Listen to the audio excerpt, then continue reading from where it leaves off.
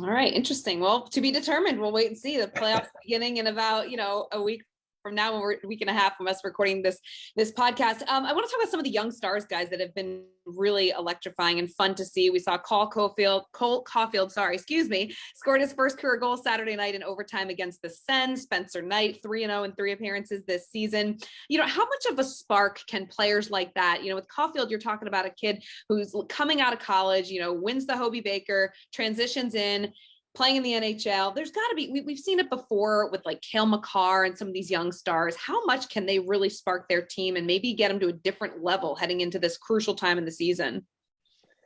I'm really excited about Spencer Knight. I mean, I think they brought in Spencer Knight with an eye for kind of like Makar, get his feet wet, let him see, what the environment is like, let him know some of the guys, and practice and, see the NHL environment and kind of build that for next year. But he's come in and he's in the conversation to start for them in the playoffs. And, I called one of their games last week and he was absolutely phenomenal. So calm and poised. He's been really impressive to me. And you read kind of some of his things that he's about his mentality and the way he approaches the game. I'm a huge fan of Spencer Knight and would love nothing more than to see him get in some playoff action. And that can definitely spark a team. You got a rookie goaltender coming in there. That could be a really special story to follow. Ace for sure. That one's exciting. Yeah, Dom, and you may or may not know, but his nanny actually works for a hotel here in Stamford. So she's been talking to me about Spencer Knight for years, how he's coming.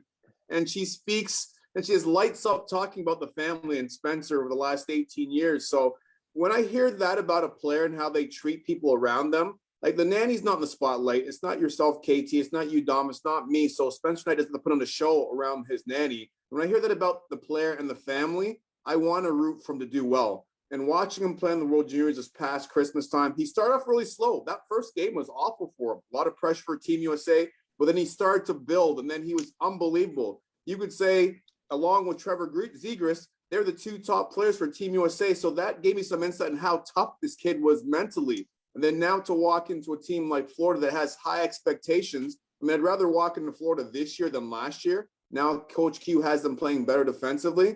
But I've watched him play several times at Boston College too. And I'm going to go on the limb and say he's the real deal.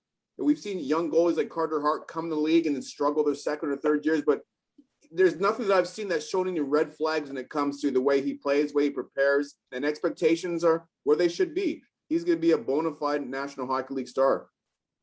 I just want to pick up on what Ace was saying and give a shout out to Arlene, who's the nanny that Ace was mentioning at the hotel in Stamford. And as Ace said, nothing but amazing things to say. Business, they're like, What a funny contact. I mean, of course, he grew up in Darien, Connecticut, not far from where we broadcast our NHL games in the studio, where you guys stay when you have to come in and out of town. But I mean, I love when you pick up stories, especially like as a journalist. I'm just a complete, student of the game of journalism, if you will. You guys always talk about students of the game of hockey, but that's where you get some of your best meat and potatoes material, right? You just happen to be talking and enjoying wherever you are, and you pick up a little bit of information that is always relevant. So that's kind of cool. But Ace, I'm with you. When you get to know the person off the ice and you hear how genuine and awesome and amazing they are, it's one of the greatest times when you can hear something come full circle and you know that that's a really good player and you root for them, right? You want to root for them, and now you want to root for the Florida Panthers. And